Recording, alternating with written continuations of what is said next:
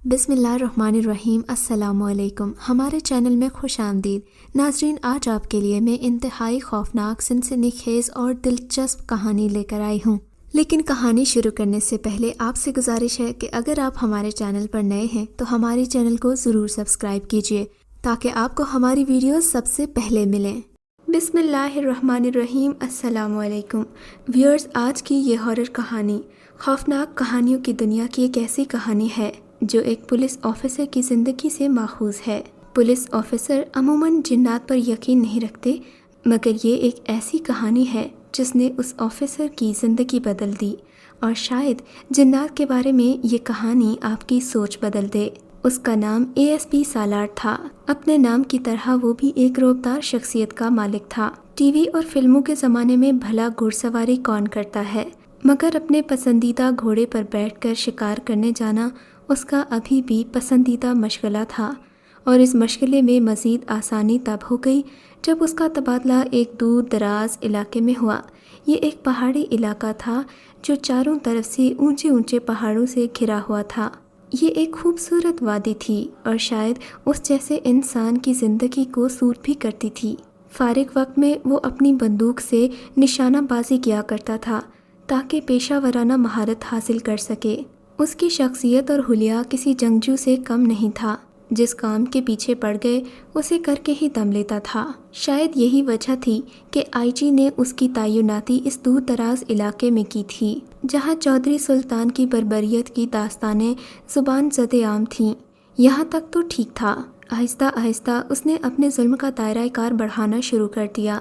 पहले अपने गांव से और फिर आसपास के गांव से भी लड़कियां उठाकर उनकी आबरू रेज़ी करने लगा। यहाँ तक भी बात इंतज़ामिया की नज़र में ना आई, मगर जब उसने अपने ही गांव के लोगों को मुल्क के ख़िलाफ़ भड़काना शुरू कर दिया तो बात इंतज़ामिया तक पहुँच गई। अब वो बड़े बड़ों की नज़रों में आ गया था। यही वजह थी कि एएसपी सालार जैसा ऑफिसर उस गांव में तैनात किया गया था, जो बज़ाहिर तो एएसपी था मगर कई आला पाए के जासूसों से भी ज़्यादा शातिर और तेज़ था। अपनी ज़िंदगी के हर मिशन को वो चैलेंज की तरह लिया करता था, मगर यहाँ आते ही हालात बदल गए। गांव की हर 10 में से 8 लड़कियां उस पर दिल हार बैठीं। क्या करती, उसकी भी तो शख्सियत ऐसी ही थी जैसी लड़कियों की पसंदीदा हुआ करती है। दराज कद, संजीदा शख्सियत, रौबदार आवाज़, इसके साथ वो पुलिस की वर्दी में और भी ज़्यादा खूबसूरत लगता था। मगर वो इन बातों से बेनियाज अपने पेशे में सरगर्म था। वो इस ताक में था कि जल्द अज जल्द सुल्तान की कोई ऐसी हरकत पकड़े जिस पर मोटा ताज़ा केस बनाकर उसे जेल के अंदर किया जा सके। इसीलिए वो अक्सर गांव में घूमता फिरता रहता था। यूं तो यहाँ के केसेस इतने ज़्यादा नहीं थे, मगर कहते हैं कि पूरे तालाब को गंदा करने के लिए एक ही मछली काफ़ी होती है, और यहाँ तो मछली नहीं, सुल्तान जैसा मगरमच्छ मौजूद था। किसी मुखबर ने उसे इत्तला दी थी कि चौधरी सुल्तान की हवेली में कुछ लोग आए हैं। शायद ये वही लोग थे जो उसको पैसे फराहम करते थे, और इन्हीं पैसों को इस्तेमाल करके वो लोगों को भड़काता था ताकि वो अपनी एक रियासत कायम कर सके जिसमें अपने जुल्म का बोलबाला करे, वही स्याहो सफ़ेद का मालिक हो। गांव के चंद बड़े अहम लोगों को उसने अपनी मुट्ठी में कर लिया था। अब ये काम उसके लिए आसान था। गांव के बाकी लोग तो निहत्ते थे, ना ही किसी के पास असला था और ना ही ताकत थी। खैर, मुखबर की इत्तला होते ही वो अपने घर से निकल पड़ा। ये तकरीबन मगरिब का वक्त था और उसके ड्यूटी के घंटे ख़त्म हो चुके थे, लिहाजा वो अभी अभी अपने घर आया था। ऑफिस से 4 बजे छुट्टी होने के बाद वो घोड़े पर बैठकर जंगल की सैर को गया था। अमूमन लोग जंगलों से डरते हैं, मगर वो बड़े शौक से जाया करता था क्योंकि उसे डर खौफ में भी एक अलग तरह का लुत्फ़ आता था। मुखबर के इत्तला करने पर सालार अपने घर से निकल पड़ा। उसने सोचा क्यों ना उसी जंगल की तरफ से होकर जाया जाए। वो जंगल चौधरी की हवेली के अकब में था, लिहाजा चौधरी को ज़रा भी इत्तला ना होती कि कोई उसके घर की तरफ आ रहा है। क्योंकि ये जंगल काफ़ी घना था, लिहाजा अक्लमंदी का तकाजा यही था कि उसी जंगल से होकर जाया जाए और चौधरी को रंगे हाथों पकड़ा जाए, और जो लोग उसको पैसा देने आए हैं उनकी भी शक्लें देख ले, ताकि अगर दोबारा कहीं वो मिले तो उनकी अच्छी तरह तफ्तीश करे। यही सोचकर उसने अपना घोड़ा ले लिया। चलो, वैसे भी जंगल की तरफ से जाना है تو گھوڑے پر ہی چلتے ہیں۔ وہ اپنے اس گھر کے اس کونے کی جانب گیا جہاں پر اس نے گھوڑا بندھا ہوا تھا، اپنا بھیس بدلا اور کالے رنگ کی ایک ہوڈی اپنے اوپر ڈال لی تاکہ اس کا چہرہ چھپ سکے۔ دل میں ہنستے ہوئے سوچنے لگا، ویسے اگر مجھے کوئی دور سے دیکھے گا تو بھوت ہی سمجھے گا، گاؤں کے لوگ تو ویسے بھی جنات پر بڑا یقین رکھتے ہیں، اچھا ہوگا جو دیکھے گا مجھے بھوت سمجھ کر خود ہی دور سے بھاگ جائے گا، میرا کام بھی قدرے آسان ہو جائے گا۔ گاؤں والوں کی معصومیت پر وہ دل ہی دل میں مسکرائی جا رہا تھا۔ خیر مغرب ہونے میں تھوڑا سا ہی وقت باقی تھا۔ سورج کی سنہری کرنیں آہستہ آہستہ آسمان کا رنگ بدل رہی تھیں۔ اس نے اپنے چہرے کو ایک خاص انداز سے چھپا لیا اور گھوڑے پر بیٹھ گیا۔ گھوڑا سرپٹ بھاگنے لگا۔ ابھی جنگل کے آدھے راستے میں ہی پہنچا تھا کہ ایک گھاٹی سے اسے کسی کے رونے کی آواز سنائی دی۔ اپنے پیشہ ورانہ تجسس کی وجہ سے وہ وہیں پر رک گیا، گھوڑے سے اتر گیا اور اپنا پستول اپنی جیب سے نکال کر ہاتھ میں پکڑ لیا۔ خطرے کے پیش نظر اس نے اپنا ایک ہاتھ ٹریگر پر ہی رکھا ہوا تھا تاکہ کسی غیر متوقع صورتحال میں وہ اپنا دفاع کر سکے۔ گھاٹی کے قریب پہنچا تھا کہ رونے کی آواز بند ہو گئی۔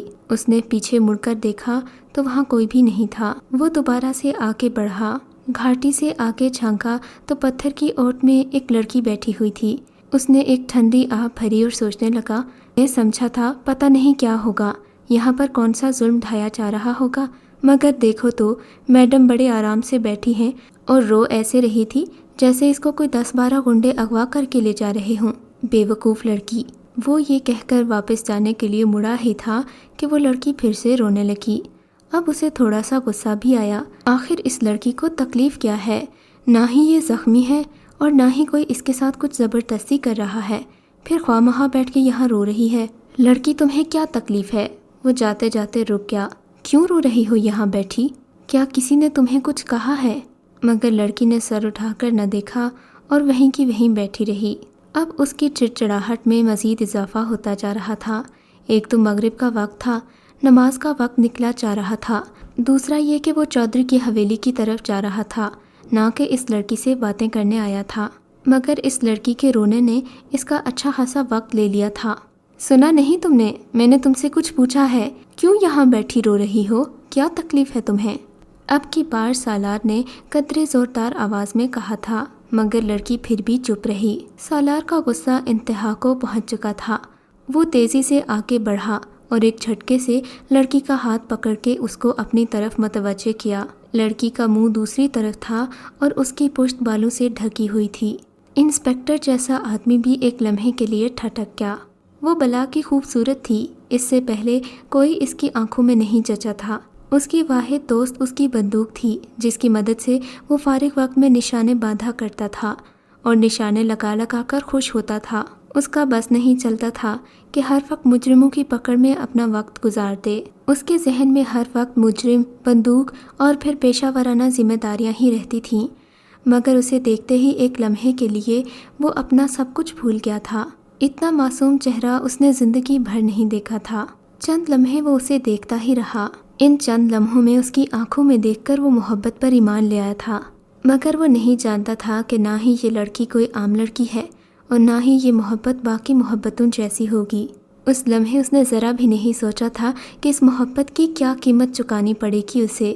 بھلا کون سا محبت کوئی قیمت دیکھ کر کرتا ہے؟ تھوڑی دیر بعد ہوش آیا تو لڑکی کا ہاتھ اس نے دھیرے سے چھوڑ دیا۔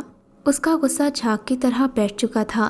یہ پوچھنے کی بجائے کہ وہ یہاں کر کیا رہی ہے، اب وہ اس سے اس کا نام پوچھنے لگا تھا۔ اس نے اپنا نام پری وش بتایا۔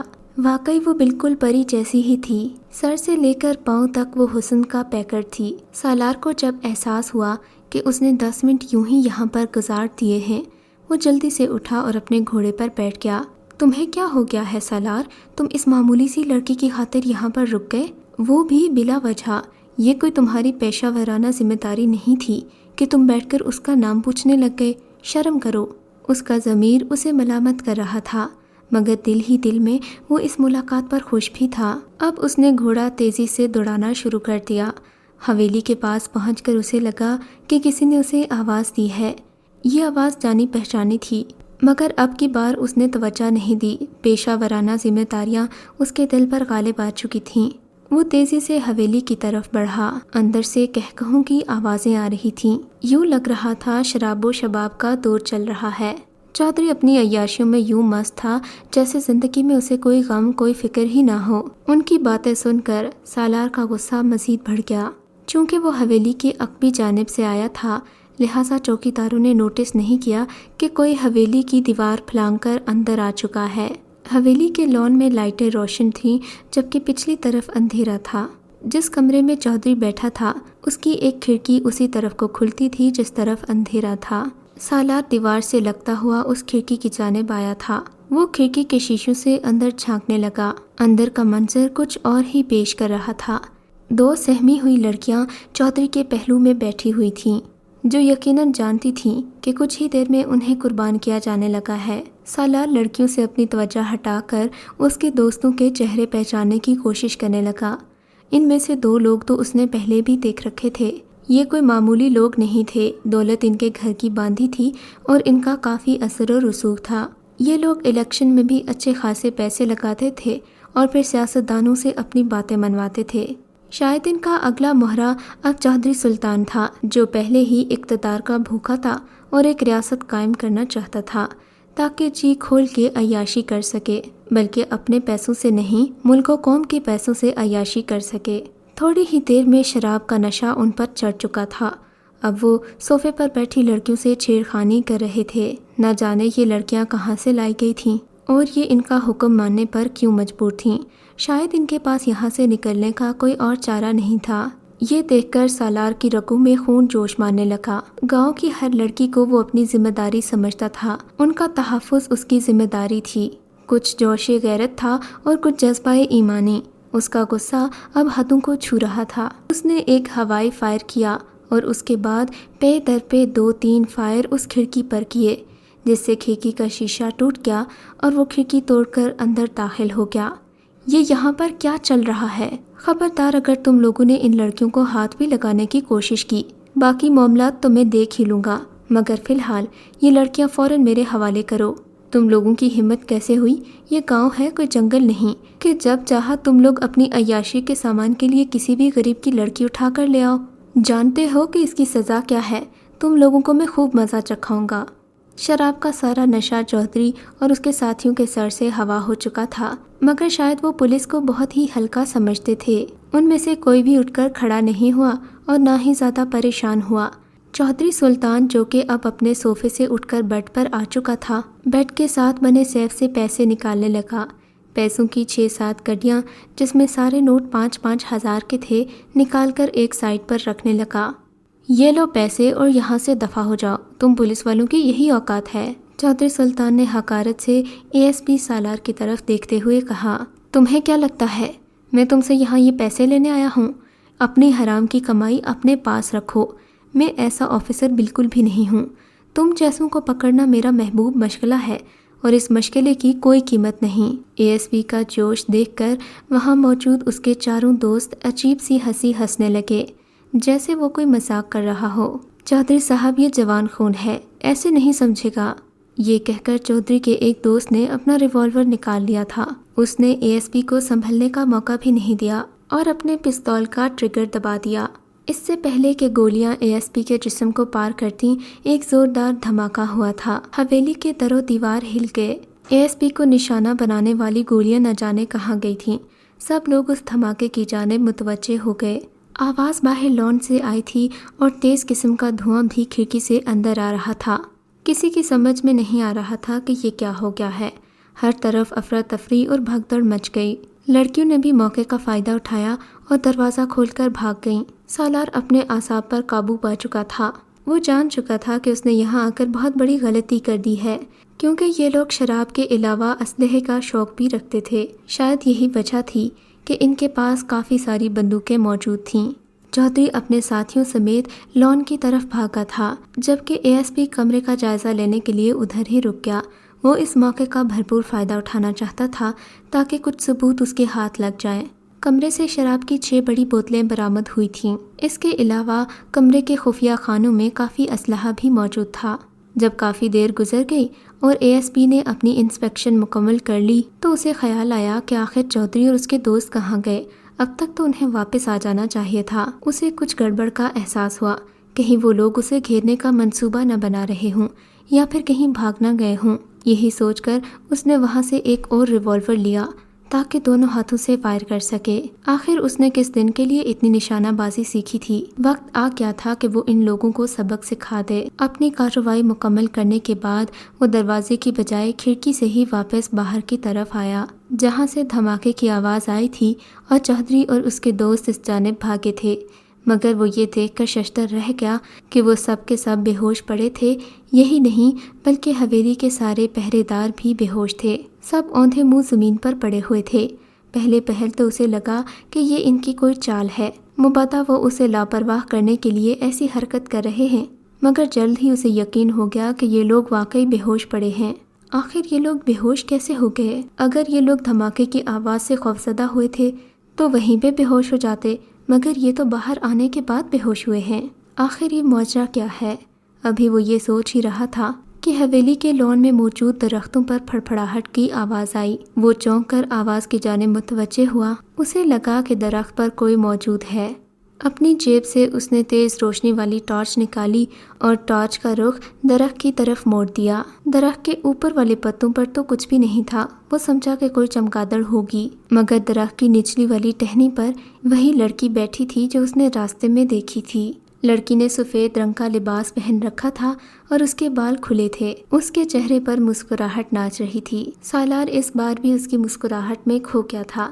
اتنا سب کچھ ہو جانے کے باوجود اس کے سامنے آتے ہی وہ کیوں سب کچھ بھول جاتا تھا؟ پریوش، تم یہاں کیا کر رہی ہو؟ اس نے اسے دیکھ کر اپنی گھبراہٹ پر قابو پاتے ہوئے پوچھا۔ میں تو تمہیں بچانے آئی تھی۔ دیکھو میں نے ان لوگوں کو کیسے بے ہوش کر دیا۔ جب تک میں نہ چاہوں یہ لوگ تمہیں کچھ بھی نہیں کہہ سکتے۔ انہیں تم نے بے ہوش کیا ہے، مگر کیسے؟ اور تم کون ہو؟ اس نے حیرت سے پے در پے کئی سوال کر دیے تھے۔ یہ تو مت پوچھو کہ میں کون ہوں، مگر میں نے جو کچھ بھی کیا حق اور انسانیت کے لیے کیا ہے۔ یہ لوگ بہت ظالم ہیں۔ ان لوگوں کے لیے کسی کی جان لینا کوئی بڑی بات نہیں ہے۔ یہ تمہیں بھی مار دیتے اور میں یہ ہرگز برداشت نہیں کر سکتی تھی، اسی لیے میں نے ان کو زہریلی گیس سنگھا کر بے ہوش کر دیا ہے۔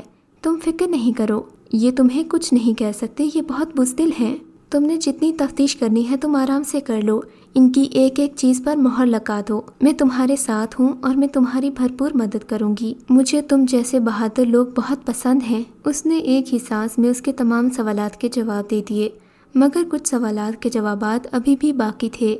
آخر وہ کون تھی اور اس کی مدد کیوں کر رہی تھی؟ خیر، انسپیکشن تو وہ پہلے ہی مکمل کر چکا تھا۔ اب گھر جا کر اسے ایک رپورٹ تیار کرنی تھی، جس کے بعد چودھری اور اس کے بندو کا پھنس جانا بالکل لازم تھا، کیونکہ جن جرائم کے وہ مرتکب ہوئے تھے ان سب کی سزا ملا کر کم سے کم اس کو عمر قید تو ہو ہی جانی تھی۔ سب سے بڑا جرم یہ تھا کہ اس نے اپنے گھر میں اسلحہ رکھا تھا اور ایک پولیس آفیسر پر قاتلانہ حملہ کرنے کی کوشش کی تھی۔ گاؤں کی معصوم لڑکیوں کے ساتھ زنا بالجبر کرنے کی بھی کوشش کی۔ وہ اپنے دماغ میں کیس کا خاکہ تیار کر رہا تھا، جس کے بعد چودھری کو اس کے انجام سے کوئی نہیں بچا سکتا تھا۔ اپنی کم گو شخصیت کی وجہ سے اس نے اس سے زیادہ سوال نہیں کیے تھے۔ نہ جانے کیوں جب بھی وہ سامنے آتی تھی وہ اس کی آنکھوں میں ہی کھو جاتا تھا۔ وہ پوچھنا چاہتا تھا کہ تم کون ہو، مگر چاہ کر بھی وہ نہیں پوچھ سکا تھا۔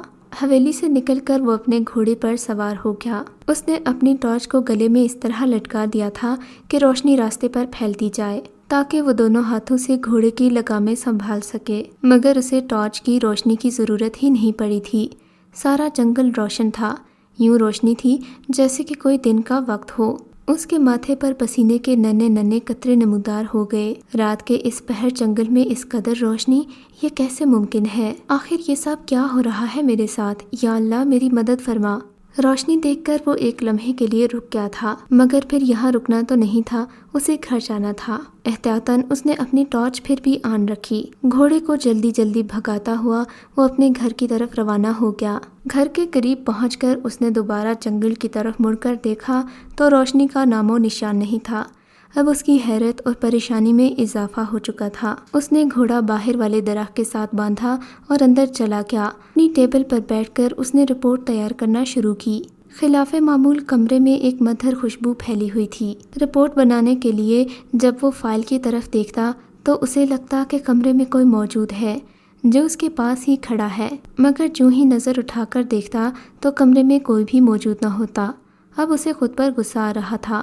اسے وہ بات یاد آ رہی تھی، انسان جو دیکھنا چاہتا ہے وہی دیکھتا ہے، جو سننا چاہتا ہے وہی سنتا ہے۔ شاید ایسا ہی میرے ساتھ بھی ہو رہا ہے۔ گاؤں آ کر میرا دماغ خراب ہو گیا ہے۔ وہ ذہن جھٹک کر دوبارہ اپنے کام میں لگ گیا۔ اب کی بار اس نے کوئی توجہ نہیں دی کہ اسے کیا نظر آ رہا ہے اور کیا نہیں، اپنے کام میں جتا رہا۔ رات کے تقریباً 2 بج گئے۔ اس نے ایک تفصیلی رپورٹ چودھری اور اس کے بندوں کے خلاف تیار کر لی تھی۔ صبح ہوتے ہی اس نے ہیڈ کوارٹر روانہ ہو جانا تھا تاکہ اپنے سینئر کو یہ رپورٹ پیش کر سکے۔ اب اسے رہ کر اپنے گھوڑے کا خیال آ رہا تھا، کیونکہ اس نے شہر تو گاڑی پر جانا تھا، سو اسے اپنے گھوڑے کو یہیں چھوڑ کر جانا تھا۔ ممکن تھا کہ اس رپورٹ کے بعد اس کی پروموشن ہو جائے اور شاید اسے دوبارہ اس گاؤں بھی نہ آنا پڑے۔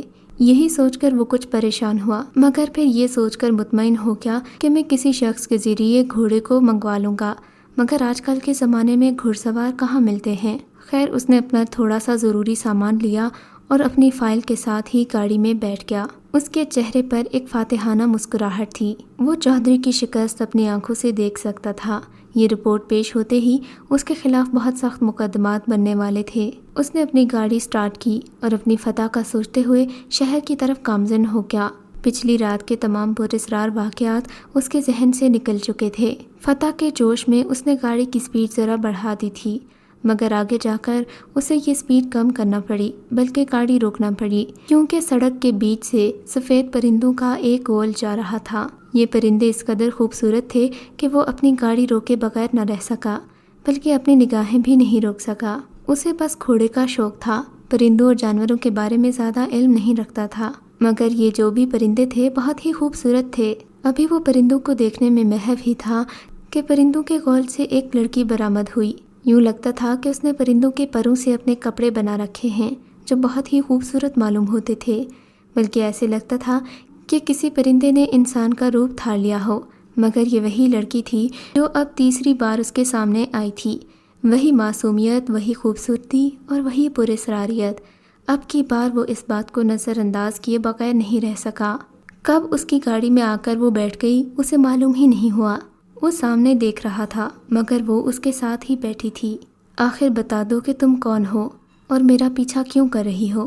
وہ اس کی جانب دیکھے بغیر بولا، حالانکہ اس کا دل شدت سے چاہ رہا تھا کہ وہ اس کی آنکھوں میں ڈوب جائے، مگر وہ ایسا نہیں کرنا چاہتا تھا، اسی لیے اس کی جانب دیکھے بغیر ہی بات کیے جا رہا تھا۔ میری طرف دیکھو سالار، اس سے کیا فرق پڑتا ہے کہ میں کون ہوں؟ میں تمہیں چاہتی ہوں، ہر دم تمہاری مدد کرنا چاہتی ہوں۔ تم مجھ سے کیوں بھاگنا چاہتے ہو؟ تم سچ بتا دو کہ تم کون ہو، ورنہ میں تمہاری جان لے لوں گا۔ اس نے مصنوعی غصے سے اس کی طرف دیکھے بغیر ہی کہا تھا، مگر اس کا مصنوعی غصہ بھی اس کے اصلی غصے جیسا ہی معلوم ہو رہا تھا۔ دیکھو خاتون، مجھے تم میں کوئی دلچسپی نہیں ہے، سیدھی طرح بتا دو کہ تم کون ہو، تم کس کی اعلی کار ہو اور کیوں اس طرح کے ہتھکنڈے استعمال کرتی ہو؟ کیا تم نہیں جانتی کہ میں ASP سالار ہوں؟ ایسی باتوں میں نہیں آتا۔ اگر تمہیں لگتا ہے کہ تم کوئی ڈھونگ رچا کر میرے دل میں جگہ بنا لو گی تو یہ تمہاری سوچ ہے۔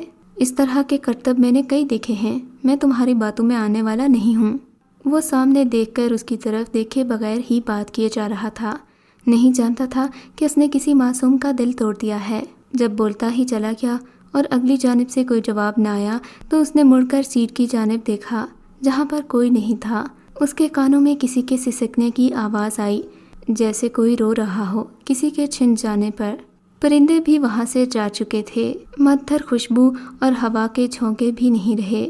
اگر کچھ رہ گیا تھا تو صرف دل میں ایک بے چینی، ایک خالی پن جو عمر بھر اس کے ساتھ رہا، جو اسے نہ ہی راتوں کو سونے دیتا تھا اور نہ دن میں آرام کرنے دیتا تھا۔ چودھری اور اس کا گینگ پکڑا گیا تھا۔